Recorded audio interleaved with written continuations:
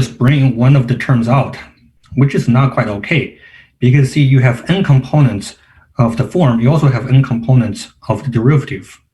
So really here, if you bring this absolute value inside, we have a less than equal to, and then we have a I goes from 1 to n ai ct, then dxi dt, then dt, right? And then here you actually have to use a Cauchy-Schwarz inequality. So the Cauchy-Schwarz inequality says this is less than a to b sum of ai squared, then taking square root, multiplied to sum of dxi dt squared, then taking square root. So here we have to use a Cauchy-Schwarz inequality. Then given the condition that this is bounded by m, you can bring this out. Right? This is finally where you can bring it out from a to b. And then this is the sum of the derivatives, which is nothing but the velocity. If you take the integral with respect to velocity, you actually get the length. So this finally gives you ml. But in the middle, strictly speaking, you cannot just bring any component I out, right? So they are all together contributing to the length of the form. Okay. And there's another issue, which again is not very essential, but I want to clarify, which is if you have a curve. So this appears in several different places, for instance, in 2b, 2c, and potentially in 4. So some of you wrote, if you have a curve, then you want to define a new curve. Let's use a parameter v. Cv is equal to 1 minus v of c. I'm not quite sure what you mean by this curve. And if you have two curves, C0 and C1, some of you wrote, let's define a new curve, Cv as 1 minus v of C0 plus a v of C1.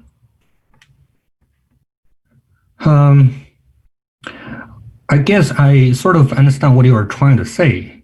For instance, if you have a circle, right? If you have a circle, I can understand if you multiply the circle to a scalar, you are essentially making the radius to change, right? So it's getting smaller if the coefficient is less than 1. If it's getting bigger, the coefficient is greater than 1. So it sort of makes sense. But in general, if your curve is just some arbitrary closed curve, it's not quite clear what you mean by taking a scalar product to a curve. And it is not clear either how you can make a sum of two curves. You see what I mean?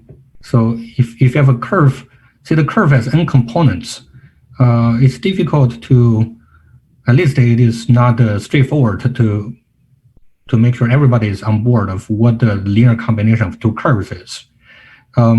So if you want to use a more topological language, you can simply say, for instance, if you're looking at a disk or a ball in multidimensional space, if you have a closed curve, we can actually use this fact. I guess you are not feeling very safe to use this, but let me clarify. You can actually use this fact. A ball is simply connected. Simply connected. So if you have a closed curve, any closed curve will be freely homotopic to a point. Okay. For instance, if you have C1 as the closed curve, arbitrary closed curve, and you want to denote a P as the degenerate closed curve, you can simply just say there's a homotopy. So H of as T is the homotopy between these two curves. Is the homotopy or free homotopy, meaning that Hs of 1 is equal to C1, S, H of S0 is equal to C0 of S. So this is the homo. You don't have to specify what your homotopy is. You can actually just use this topological fact. Okay, and particularly in number 4, you have the condition that the integral along any closed curve is rational, right? The integral along any closed curve is rational, and then you want to show it is closed, right? You want to show it is closed. First of all, in order to show a form is closed, you only need to show it is locally exact, right? So locally exact will imply it is closed. Oh, by the way, this fact is not a Poincare lemma. This is not a Poincare lemma. Again, this is not a very essential, but some of you actually said we want to use Poincare's lemma. Poincare's lemma is actually the other way around. Poincare's lemma is actually saying if a form is closed, and then it is locally exact. Right here, you're not using the fact at all. Okay, I repeat, you're not using Poincare's lemma in this particular problem, because locally exact implies closeness. It's just taking the exterior derivative again. It doesn't use any additional lemma. So you only need to prove it is locally exact, meaning that you are doing all your computation in a ball. Right? Locally exact meaning if you have a point, you find a small ball around that point, and then you can use the topological fact of the ball such that any closed curve is fairly homotopy to a point. Right? If it is fairly homotopy, then we have the proposition of C0 C0 of the integral is equal to integral along C1, right? And as a matter of fact, if you have a homotopy between these two curves, you can take the integral along any curve in between. So S is the parameter along a fixed curve, and T tells you how you deform the curve. See what I mean? So T here gives you a particular curve. So if you fix a T, you got a curve, right? So you can actually integrate your form along a fixed curve along the deformation. Right? So you deform C0 to C1. In the process, you can integrate your form along any curve in between, right? And this process has to be a continuous function in terms of this integral, right? This integral gives you a number depending on T, right? So this number will change when T changes. Therefore, you got a function. This function has to be continuous, right? If it is continuous and it is taking only a rational number, it has to be constant. If not, by the intermediate value theorem, a lot of you are alluding to, you have to take irrational numbers, which is not possible. So you have to be constant, which means the integral along the original closed curve has to be equal to the integral along the terminal closed curve, which is a point, and integral along a point is always equal to 0. Okay, so the point I'm making is, your homotopy does not have to be explicit. Essentially because for a given arbitrary closed curve, it's in general not possible to write down what a homotopy is, right? But we know the domain is simply connected, so there's always such a homotopy. Okay, and the other thing is you have to use the rational condition. You have to use the rational condition. How to spot a wrong proof? How to spot a wrong proof? I think there are some articles online you can actually see how to quickly spot a wrong proof. If you look at a problem and you finish your proof without using the crucial condition, this is the #1 indication of the proof is very likely incorrect. Right? So if you look at your proof, you didn't use the rational condition in an essential way, very likely the proof is not okay. Okay. Any questions? If we received any points off, will we know at any point in time which ones were wrong or? Oh yeah, I make all kinds of comments on your homework. You should be able to view them. Oh, okay. Thank you. Professor? Yep. I see you take the integral at h. So h here is a function or is a curve? Yeah, that's the point we definitely need to clarify. See here, I have two parameters. So if you have a curve going to the other curve, and just for the simplicity, I'm not making them closed. So S is the parameter going along a curve, right? So this is your C1, C0, and T is the parameter for the deformation. You go from one curve to the other, okay? So if I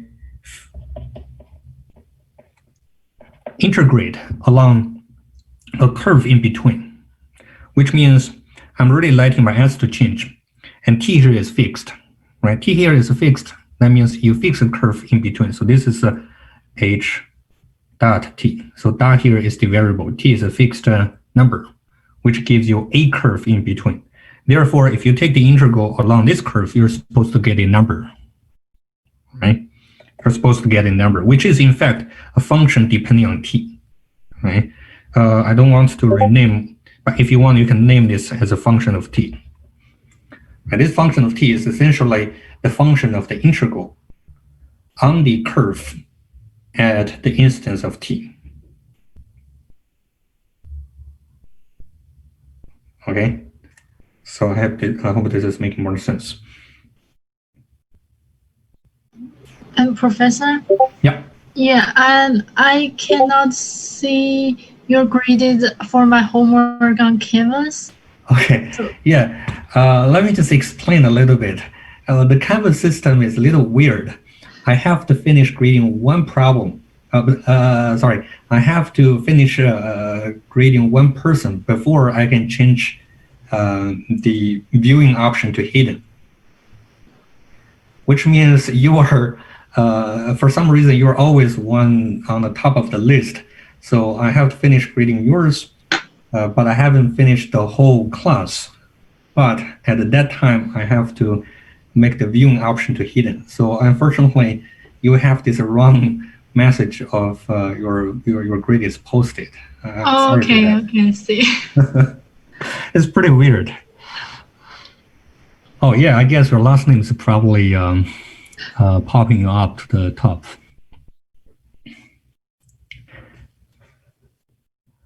Okay, so now let's get back to our discussion of the differential structure, which is really fun discussion, but it can get very messy for computation-wise. So let me just recall our definition. Differential manifold. Differential manifold is, without any question, one of the most important concepts in whole mathematics. So many things are described by differential manifolds that you have to understand what this concept is. And let's start by reviewing the basic concept. So first of all, you have to have a set, right? No matter what mathematics you are talking about, you have to always begin from a set. A set meaning that you can only talk about whether you have an element, and there's no topology yet, which means you cannot talk about open closed set yet. There's no differential structure yet, which means you cannot talk about differential functions. There's nothing, it's just a set. Now we're going to put a differential structure on this set. First of all, we have one map, right? So this is going to be an open set. Doesn't have to be around the origin, it can be anywhere. So open set U alpha. And then we have a map F alpha, which will give you a subset in M, right? So this is going to be F alpha U alpha.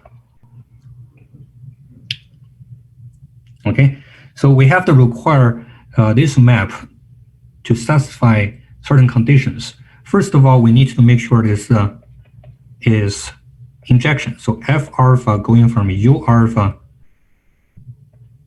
to F U alpha. So this is in Rn, which is open.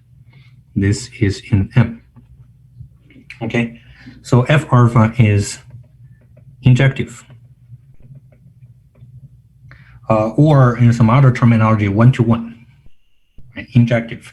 Injective is a quite natural. It's a quite natural condition to require. See here, your U alpha and F alpha essentially serve as the coordinate, right? We'll call F alpha U alpha as a patch, as a coordinate patch on the manifold, which means, see, the main function of this U alpha in the map is to give you a method to locate a point on the manifold. See, you begin from a set. There's no structure in there. There's no such thing as a position, for instance, a location. It doesn't have anything, right? It doesn't have any structure yet. So this map essentially gives you a coordinate system. The coordinate system tells you, given any point, I will be able to get another point on the manifold, because any point on the Euclidean space has n variables, right? So I will use these n variables to describe the point on my manifold, which means I assign a coordinate system for the points on the manifold,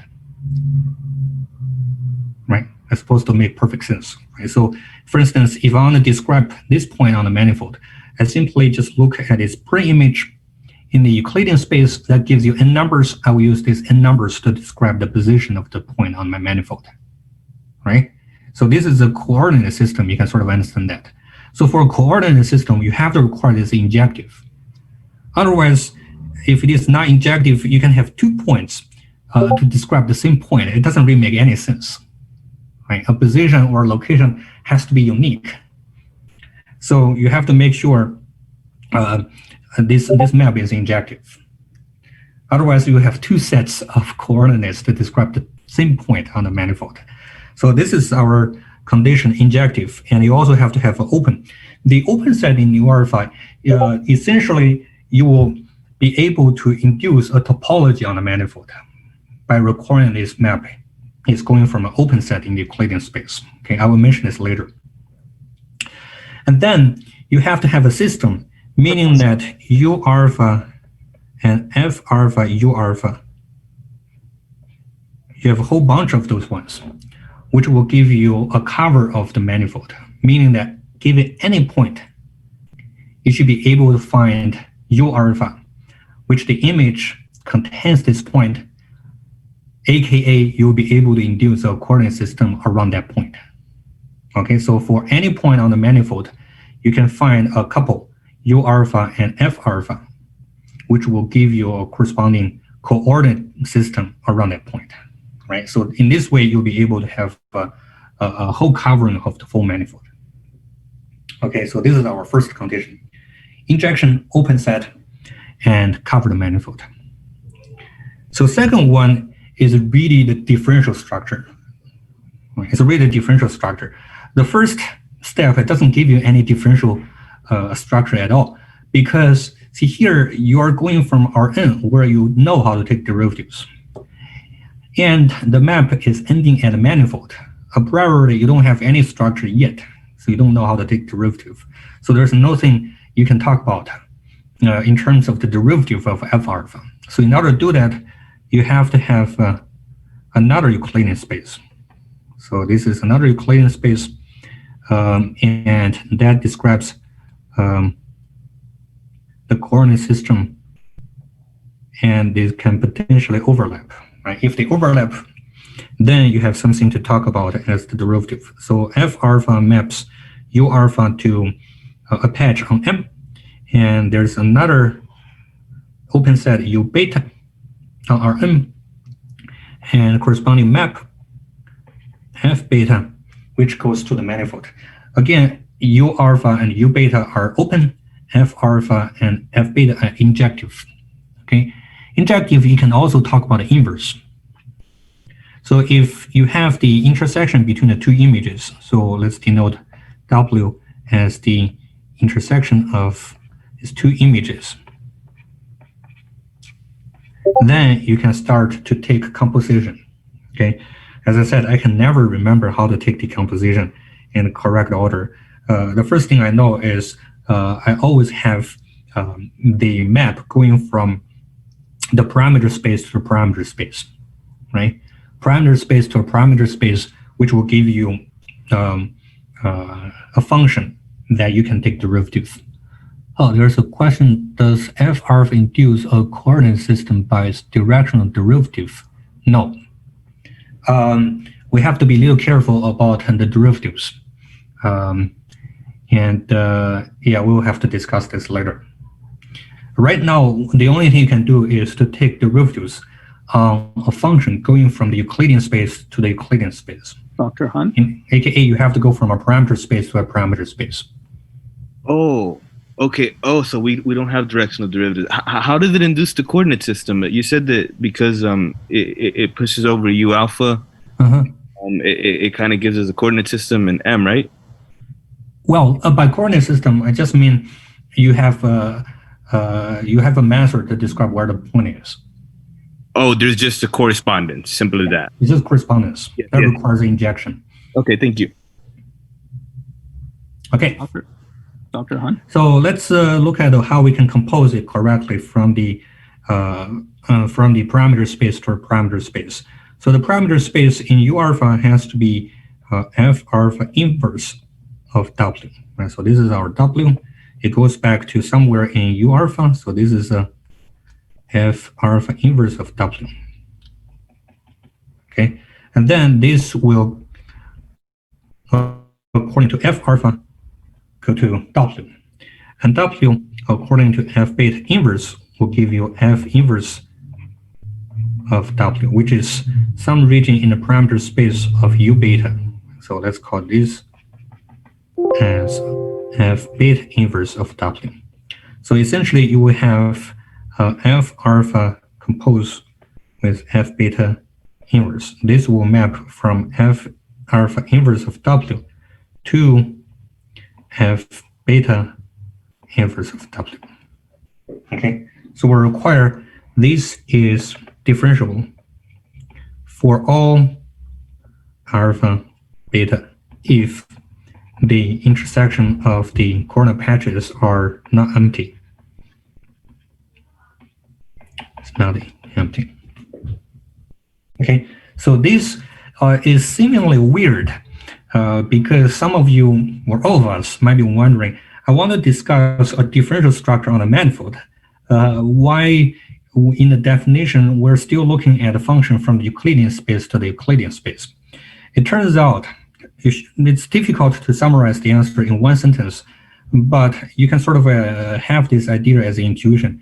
It turns out you can actually describe how to take derivative according to each different patches, right? But if you have a point which is contained in two different patches, you might have two different systems according to F alpha and F beta. And requiring this is differentiable is essentially giving you the way to make them consistent.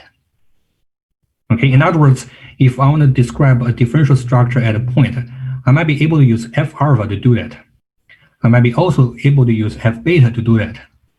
And requiring F alpha and F beta are compatible in a certain sense is essentially saying you don't have to require which F alpha and F beta you're using. They will always be compatible. Okay, so the second condition is sort of, you can sort of understand this as a compatible condition. But what this compatible condition exactly is, we have to wait a bit and see where we can define like the tangent vectors, how to take directional derivatives and so on. Okay, so this is our definition. And I highly suggest every one of us, I actually did this before the class and after class for several times, to actually describe the differential structure on some easy examples. So what we did last class is S1, right? Which is a very, very easy, the unit circle. Okay, so what I mean by describing the differential structure is you need to list your coordinate patches. So U alpha, F alpha, U alpha. So in general, you have to use at least two patches to cover the whole manifold. Okay. I think there's so last class, I actually gave you two methods to describe the differential structure. In one, we use 4 patches to cover them, right? In two, we actually just use 2 patches to do that. In the first case, you have 2 patches, but the intersection between any 2 patches is quite easy. Just have one piece. In the second method, yeah, maybe I can quickly go back to the previous one. Okay, so in the second method, we actually, in the second method, we actually just use 2 patches to cover the whole unit circle. But you can actually see these 2 patches will have 2 intersections, or 2 pieces of intersections, okay? And you need to describe them separately in terms of the composition of F alpha inverse and F beta, okay? So what I mean by describing the differential structure is to list how many patches you need and the corresponding functions F alpha, and to verify. So list your coordinate patches and to verify all the possible compositions are differentiable. Okay, so that's what I meant. Does it make sense?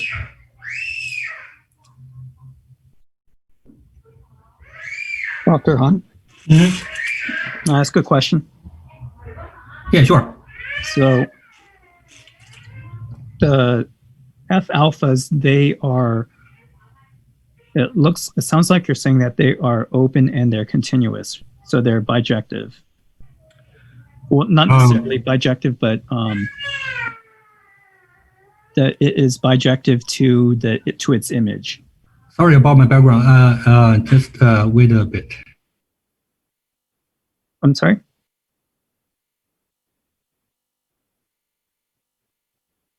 Give him a sec. Oh, yeah.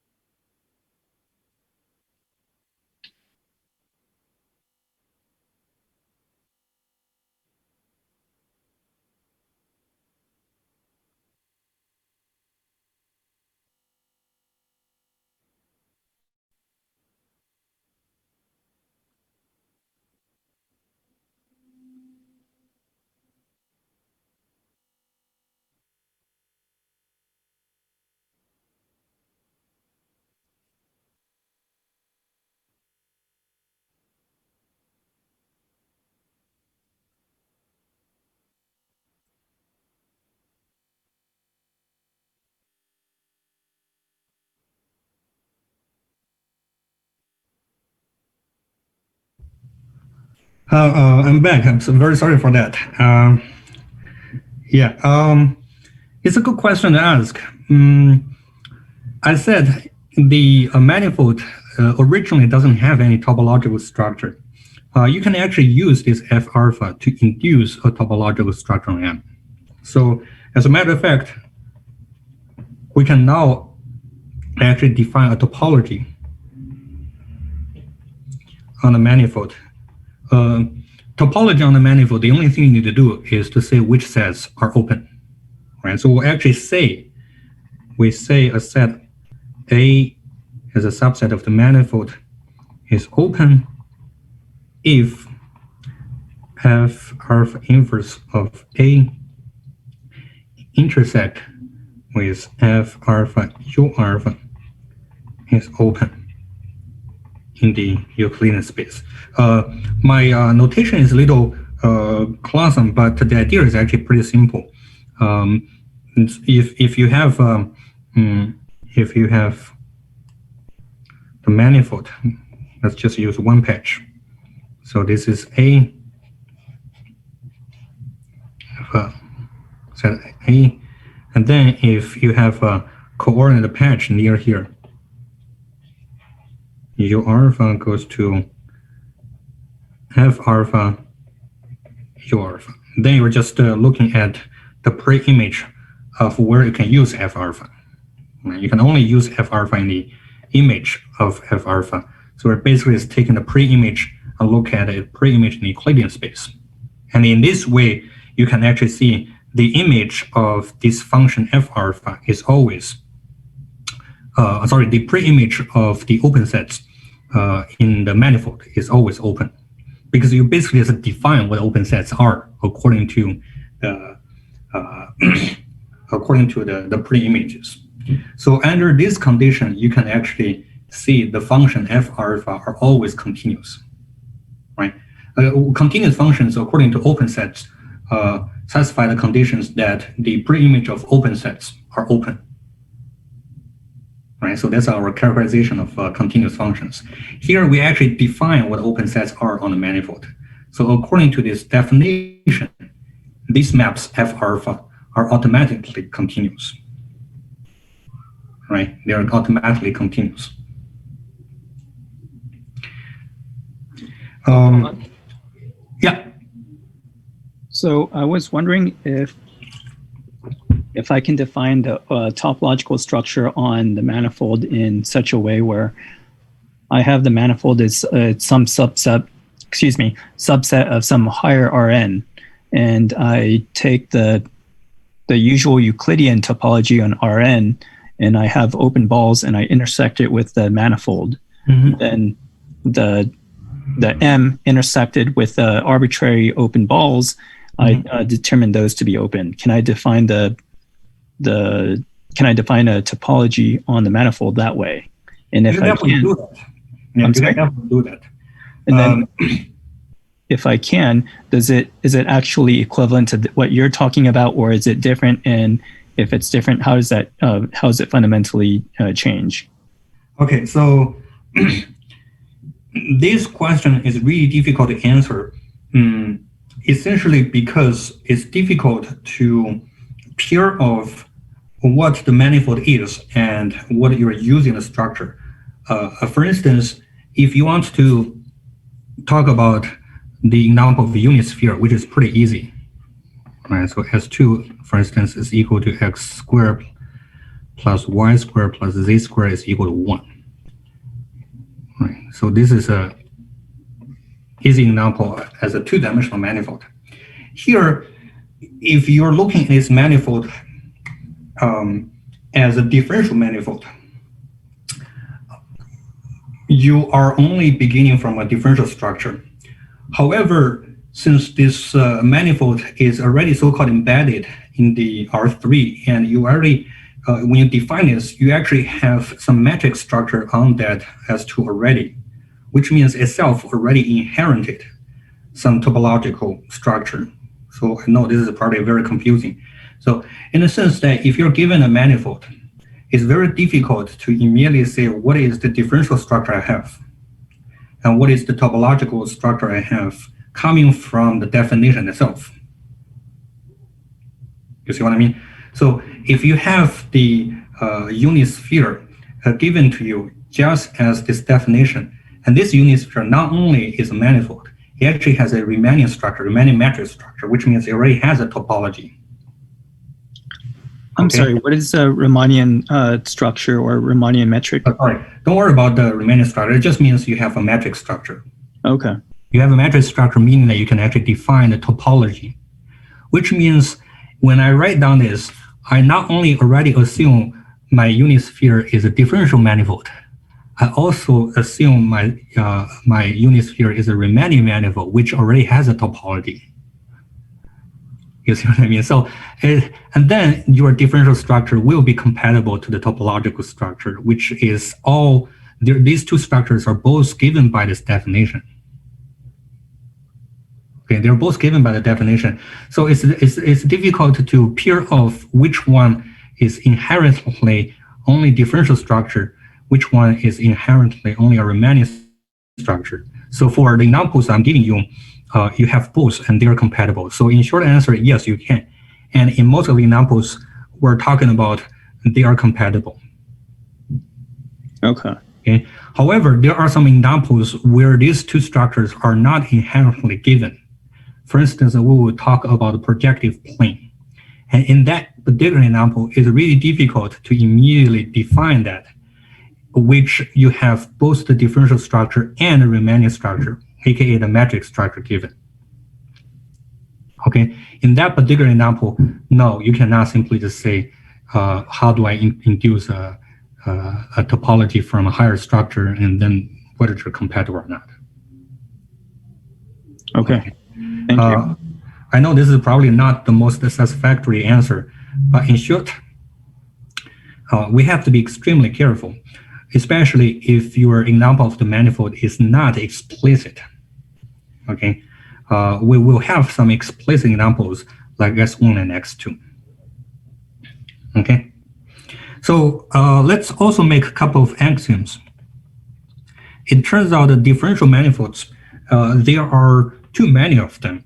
And once you induce this topology on the manifold according to this F alpha, then the topology on the manifold is possible to be very strange. There can be some pathological examples. So we want to exclude these pathological examples by asking the manifold to satisfy two axioms. One is the Hausdorff axiom. Second one is countable basis. They're both very easy to understand.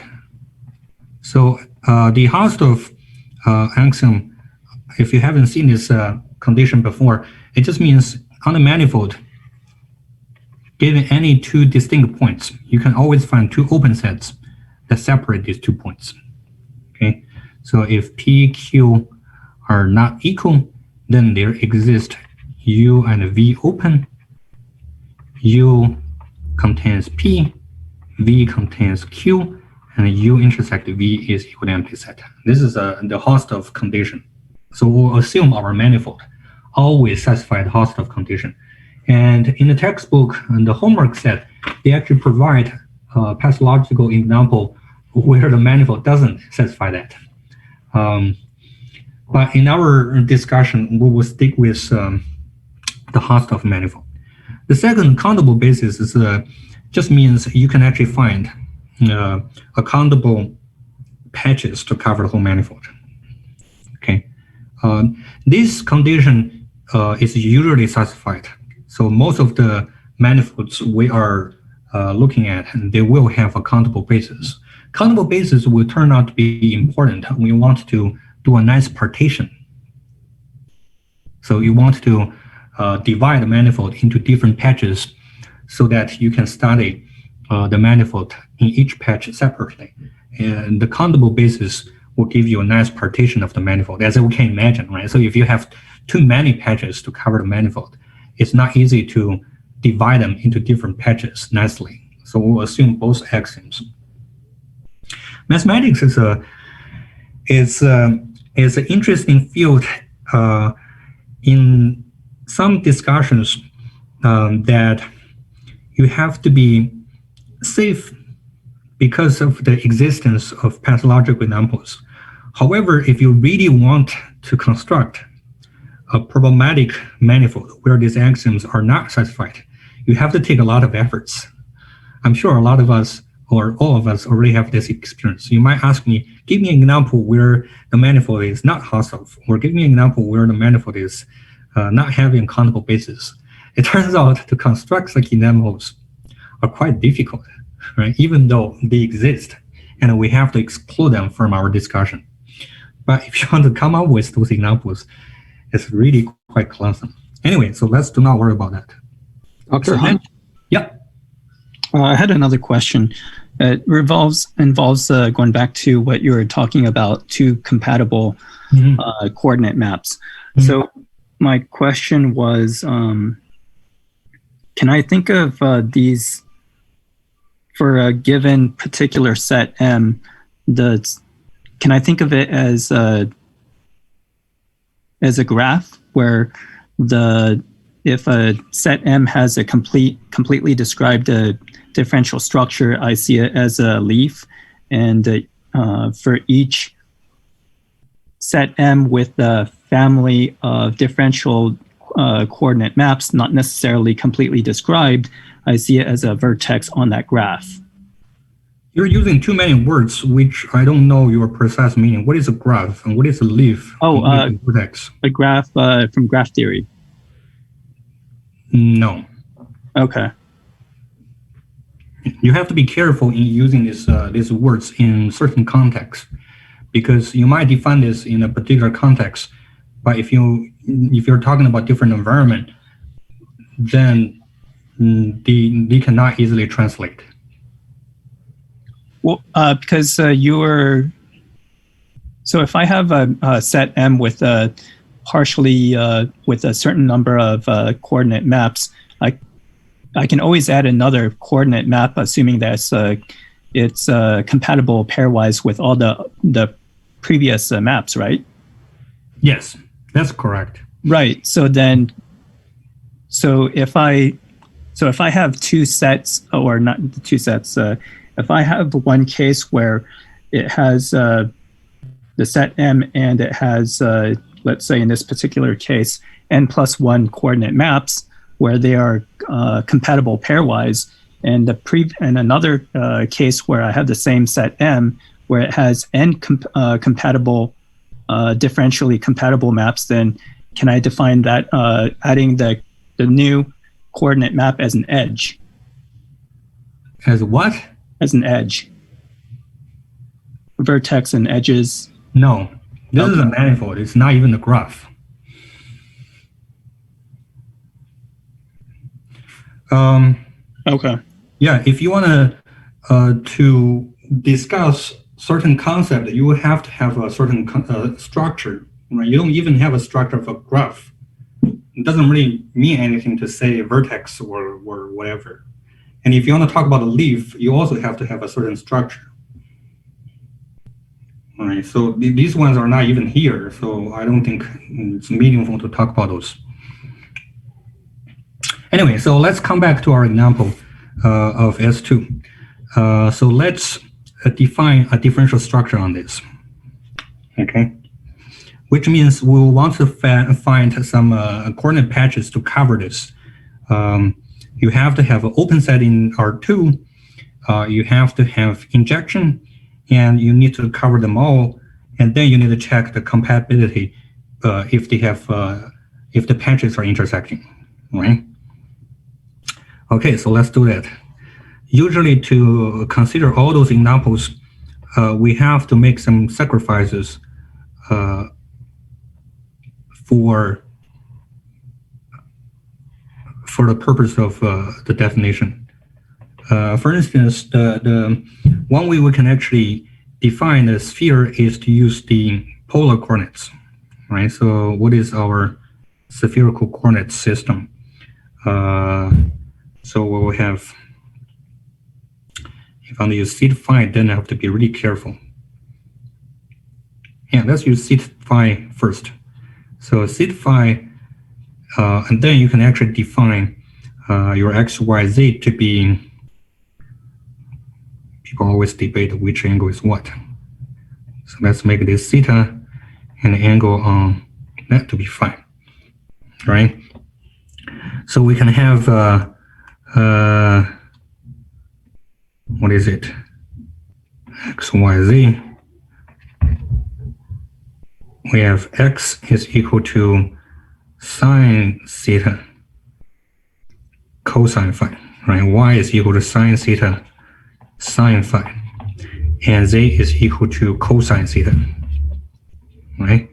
So one way to be able to cover the whole sphere is you can actually make theta to go from 0 to pi, and phi to go from 0 to 2 pi, right? This only gives you a description of the point, but unfortunately, this particular system with these ranges are not going to give you a differential structure. First of all, your domain of the parameter is not even open, right? Your domain of the parameter is going to be closed, right? It's a closed rectangle, so you have to make sacrifice in making the parameter space to be open, right? For instance, you can make open 0, open pi, open 0, and open 2 pi. The second issue is this map going from theta phi to x, y, z is not one-to-one, right? It's not one-to-one. For instance, if I make theta to be 0, I am at the North Pole, right? If I'm at the North Pole, then phi going from 0 to 2 pi will give you the same point, which means this is not going to be one-to-one. So you really have to make sacrifice to make open parameter space, and you also have to make sure it is one-to-one. So one choice we can do is we can make theta to be from 0 to pi, phi to be going from 0 to 2 pi. Right, phi is going around the xy coordinate system, right? So it's a rotation. Theta is the latitude, if you will. Phi is the longitude. In this way, we can also check the two conditions. One, you have to require the parameter space is open. And of course, this is going to be open right angle. So the parameter space U alpha is okay. Let's also check if it is going to be one-to-one. From 0 to 2 pi, we will have to miss some points, right? It's going to be one-to-one. I believe it's one-to-one. But we are going to miss the North Pole. We are going to miss the South Pole. We are also going to miss half of a longitude. Can you see that? Because if phi is not equal to 0 or 2 pi, we're going to miss this longitude, half of the longitude. This half great circle is missed. Does it make sense to you? Right. So every point except this half great circle is not covered by this map. So if you denote your U alpha or U1 to be theta phi, where theta is going from 0 to pi, phi is going from 0 to 2 pi, and you define your function f1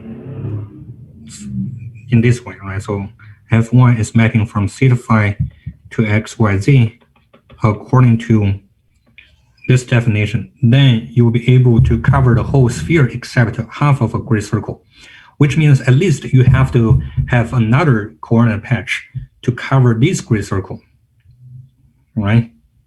To cover this great circle, how do I do that? So we can actually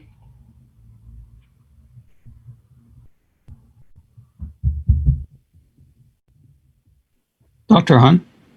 Yeah, go ahead. So when you're describing the points of the S2 like this, are you presuming that there is a point of reference? Or in this particular case, the point where that would be mapped to it, where if you have the parameters theta being 0 and phi being 0. What do you mean by point of reference? Like how 0, 0 is a point of reference for R2. That every... What does that even mean? So in R2, the 0.11 means that it is 1 unit to the right of 0, 0 and 1 unit above the point of reference. I don't think it's relevant. I'm sorry? I don't think the question is relevant. Okay. Anyway, so let's come back to our coordinate patches. We are going to choose a different patch to cover this line. How would we do that? Probably the other patch will not do the whole job. For instance, if I still use my theta and phi and I change my domain a little bit, so let's make sure, let's make U2 to be still theta phi. If theta is going to be 0 pi and phi, if I change this a little bit, then I'll be able to cover this line. So let's make it say pi half to 5 pi halves. Okay, can you see what I mean? So now I still have the same cover for the latitudes, but my longitude is actually going from pi half.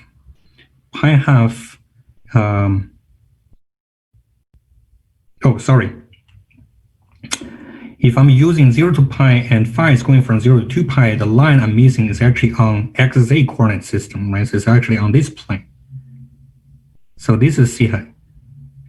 This is phi. If phi is equal to 0, I am actually going on this line. So this line is actually missing. in my patch. So this line is missing in U1, right? Sorry, it's not U1, it's missing in F1 U1 as the image of the open set. So if I want to cover this, see in the second patch, I keep using the same theta, but my phi is actually moved around a little bit from pi half to 5 pi halves. Then I will be able to cover all the way from the y direction and back to the y direction. Right? So the positive direction in y and back to the positive direction in y, which means I'll be able to cover this line. But in my second coordinate patch, I'm going to miss this line on the y-axis. Right? So this line is actually missing in F2 U2. So F2 is going to use the same equation. So theta phi goes to XYZ using the same equation. Unfortunately, if I'm using the same equations, sine theta, cosine phi, sin theta, sine phi, and cosine theta, and I'm choosing my parameters theta going from 0 to pi, both of these two coordinate patches will miss the north pole and south pole, right? Because my theta is not equal to 0 corresponding to the north pole, theta is not equal to pi corresponding to the south pole, right? Which means these 2 points are not covered by either of these two coordinate patches. We will have to choose a different patch so that we can cover the north pole and south pole. You see what I mean? So any idea how we can do that? Can you just change your data range? I mean, would that help? If you change your theta range, you want to keep using the same equations, right? So this is your equation. Yes. If you use the same equation, you can change your theta range, but that's not going to give you a one-to-one correspondence. You see what I mean? For instance, if you choose a theta to go from, say, minus pi half to pi half, right? Then you will be able to cover the north pole, which corresponding to theta is equal to 0. However, as your phi is going from some range, say 0 to 2 pi, right? Since your theta is equal to 0, it doesn't really matter what the phi is. You are always going to stick at the north pole. So this map, using the same equations, will not give you a one-to-one correspondence. It's not injection. Does it make any sense to you? I'll think about it. Okay. See, if theta is equal to 0, this is automatically equal to 0. X coordinate is automatically equal to 0. Y coordinate is automatically equal to 0. So no matter what I choose my phi, they're always at the north pole, right? They're always at the north pole, so it's not going to be one-to-one, because if you change your phi value, it's still going to stick at the north pole. So in order to define other coordinate patches, you will have to choose different equations to define x, y, z. Okay, so let me just draw a different picture to make sure we are going to understand this. So now the only issue I want to do is to really cover North Pole. It's only to cover the North Pole. Now I'm gonna do different equations. In a sense, now I'm gonna require y to be in y direction to be my north and south poles. Okay. In other words, now I still have theta and phi, but now my theta is talking about the angle of the point with y direction. This is theta. Okay. And then I project back to YZ plane, sorry, XZ plane. And that will give me an angle of phi. In other words, now my north pole and south pole are with respect to y-axis. You see what I mean? So this means your equation has to change. Your y has to be defined as cosine theta. Your z is actually sine theta, sine phi, and x is sine theta, cosine phi. If you want to understand what I mean, I really just rotate the whole globe for 90 degrees. Originally, my z direction is north and south. Now my y direction is north and south. Basically, because if you want to use these equations, your north pole and south pole will always cause trouble. Your north pole and south pole will always cause trouble in terms of injection. So if I use my z direction as my north and south, no matter what I do, if I use those three equations, this is 3 equations I'm using, right? If I use my 3 equations here, my north pole and south pole on z-axis will always cause trouble. However, if I use different equations, now these 2 points on the y-axis will cause trouble, but the 2 points on z-axis will be taken care of. Okay, so they will be taken care of. So indeed, you now only need to have probably one more patch, then you will be able to do. So here theta is in 0 pi, phi is in 0, 2 pi. I will be able to cover. I'll be able to cover the whole unit disk except one line. What is that line? That is going to be half of the grid circle when phi is 0 and 2 pi. Phi is 0 and 2 pi, that's corresponding to the circle. So what is the circles? I need to move this up. On x-axis, so they have to be on xy plane. So this is the line we're missing. So let's make sure this is our u3 is equal to this line, and this is our function. So this is our function f3. So f3 will map theta phi in this open range into xyz according to these 3 equations. X is equal to sine theta cosine phi, y is equal to cosine theta, z is equal to sine theta sine phi. Okay, so here I'm going to miss the line where phi is equal to 0, or equivalently it is equal to 2 pi, right? So that's going to be the half line in here, the half grid circle in here, including the north pole and south pole on y-axis. Okay, so now if we combine u1, f2, u2, f3, u3, if we combine these 3 patches together, will we be able to cover the whole unit circle, unit sphere? In the first cases, if I union them together, I'm going to cover the whole unit sphere except the north pole and south pole on z-axis. In other words, if I want to union f3, u3, the only thing I need to check is whether I'll be able to cover the north and south pole on z-axis. If I can do that, I'll be able to cover the whole sphere. And indeed, you can cover these 2 points with no problem at all because you're only missing this half grid circle. So these 3 will indeed give you a differential structure on the unit sphere. Okay, it's pretty messy, as I already warned you in the beginning. So it's pretty messy, but we need to understand what the issue is. So I just need to list the issue. The first issue is you need to open a coordinate system. You need to open parameter space in your theta phi variables, right? That means you have to miss some points. You also have to make sure it is injective. Injective, that will also force you to miss some points. And very last, you need to cover the whole manifold. If you need to cover the whole manifold, you really need to design your patches cleverly that no point will be missed. Okay. So any question about why I'm doing these particular choices? I have a question, Professor. Is it possible to cover the sphere with 2 parameterizations?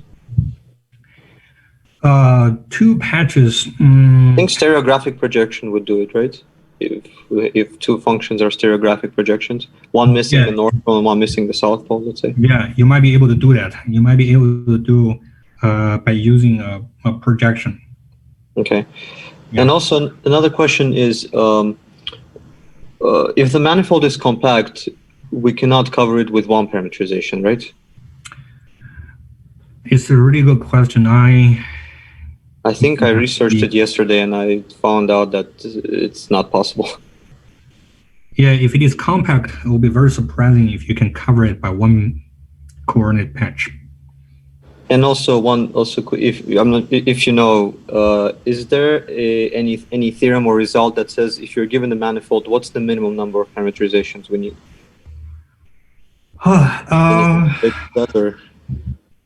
Well, if you're talking about general manifold, you can always begin from the Euclidean space. That will only require one parameter domain. That would be okay. Yeah. Right. And there are some other spaces, like the hyperbolic space. You also only need one. So, yeah, there are plenty of examples. One patch will be sufficient. Okay. All right. Thank you. Dr. Han? Yep. I wanted to see if my answer to Eric's second question was valid. So his question was that that we wouldn't, if the manifold is compact, that whether we would be able to accurately cover it in one parameterization. But my answer is no, since if the manifold is compacted, then it would be closed. But the parameterization has to be an open, continuous, bijective. Has to be open and has to be a homeomorphism, and so it has to map from an open set to an open set. So wouldn't that suffice as a proof as to why a compact manifold cannot have only one parameterization? It's a little trickier than that. Yeah, you're definitely correct in the direction. It's a little trickier than that because you actually define the topology on the manifold according to asking the map F alpha to be continuous. You cannot really just use that definition to again argue the map F alpha is not continuous. The issue is really if you have a compact, the issue is really if you have a say compact set. Again, the compact set already assumes there's a topology there. Mm-hmm. I don't think you can satisfy the injection that easy. But anyway, if you have a preset topology on the compact set, you're definitely correct. You cannot ask the manifold. You cannot have the map to be continuous.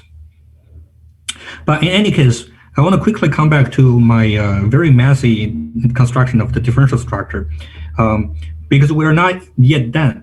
I have this U1, F U1, U2, F U2 as my coordinate patches. I already checked I'll be able to use these patches to cover the whole sphere, but we have to also check the composition in the correct order are continuous. Are differentiable, right? So F2 inverse composed with F1 and F2 inverse composed with F3, and we need another pair, and F1 inverse composed with F3. And you also have F3 inverse composed with F1 and F3 inverse composed with F1. It turns out if you wanted to look at what composition is, the composition with respect to F1 and F2 is quite easy. It's really just a translation, right? Their intersection essentially is where where phi is going from pi half to 2 pi. Again, there's a matter of using principal angle and principal angle plus 2 pi, just as what we did for the unit circle. So you should be able to find the relation between the change of parameters or change of variables quite easy for F1 and F2. F1 and F2 with F3, unfortunately, will be a little messier because this is respect to a rotation. You see what I mean? So on one hand, you're using C and phi with respect to Z as your north pole and south pole. Next, you're using y as your north pole and south pole. So this is really respect to a rotation from a z variable to y variable. So the relation between theta phi is not easy to, it might be easy to you, but for me, it's not easy to see directly how to make the connection between these two parameters. That's why probably Eric's suggestion for the projection parameter is easier for you to see. So let's quickly discuss method 2.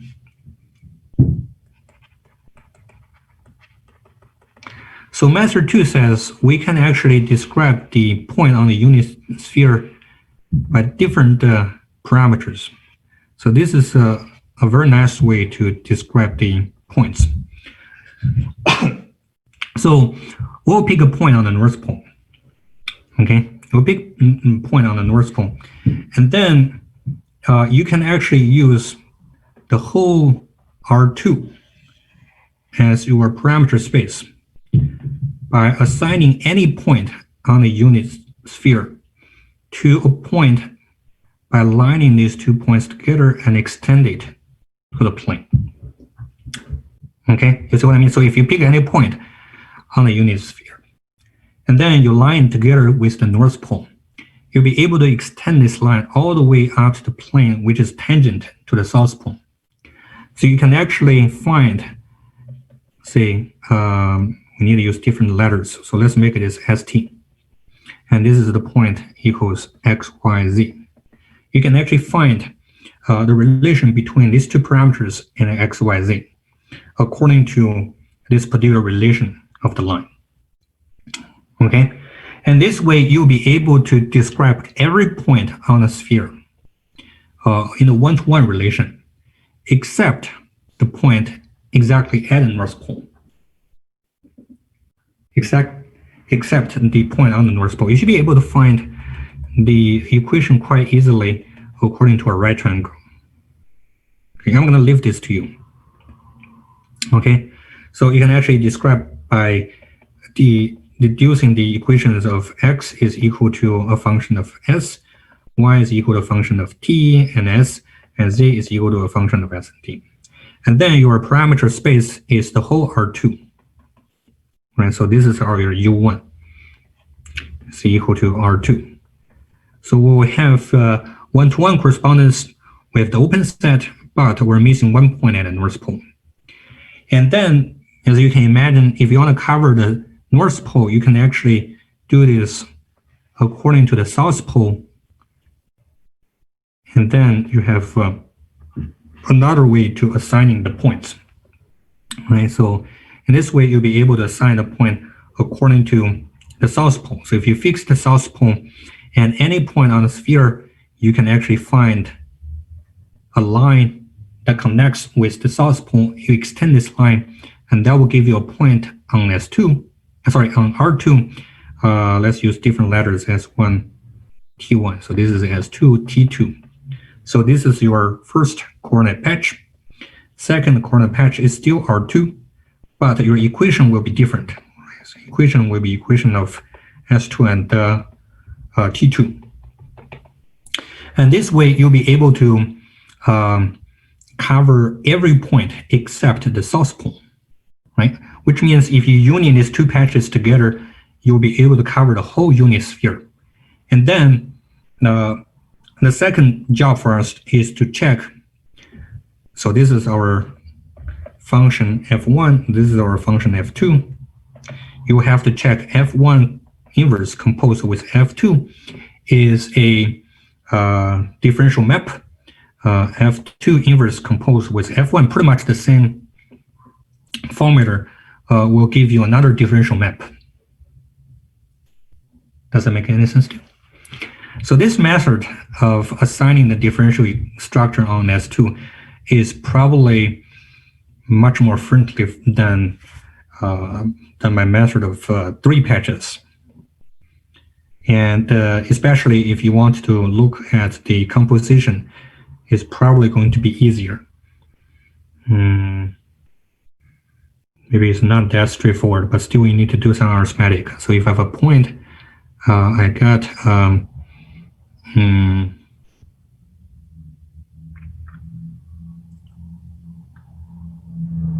I got a point on R2.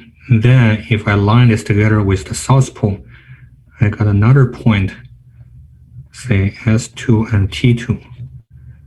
Will I be able to find a very easy relation between these 2 points? I don't know.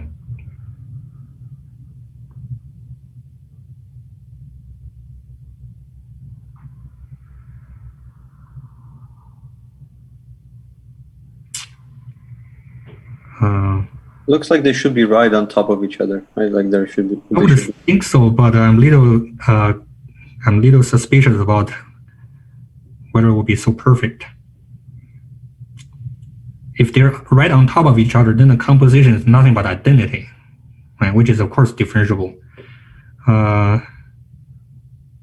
Yeah, maybe I should leave this as a homework. Well, I already left this as a homework to give a differential structure on S2. You can either choose the 3 patches method, or you can actually use this projection method. And then we will check whether the composition is exactly an identity. By the way, sorry, this is way beyond time. By the way, I also assigned a homework which asks you to describe a differential structure of the cylinder. I didn't do this in the lectures, but the cylinder is actually way easier than the sphere. You still have to worry about the open parameter space and injection, but it's really easy. It's much easier than the sphere. You probably only need 2 patches to cover the whole cylinder. Okay, so there are 3 homework I left in the Canvas, so please go ahead and start to do those ones. Yeah, I had a quick question, Professor. Mm-hmm. I guess my question to you is, if we go back to the definition of what does it mean for a function to be a manifold to be differentiable, mm-hmm. I feel like maybe if you find a function and it happens to be when you compose them and they're not injective, I mean, wouldn't the definition need not to depend on the parameterization or the functions? You are talking about, I'm a little confused about your question. You wanted to ask whether a function is differentiable or a manifold. Sorry, whether a manifold is differentiable, then don't we have to worry about whether the definition depends on the choices of functions? Then I guess, yeah.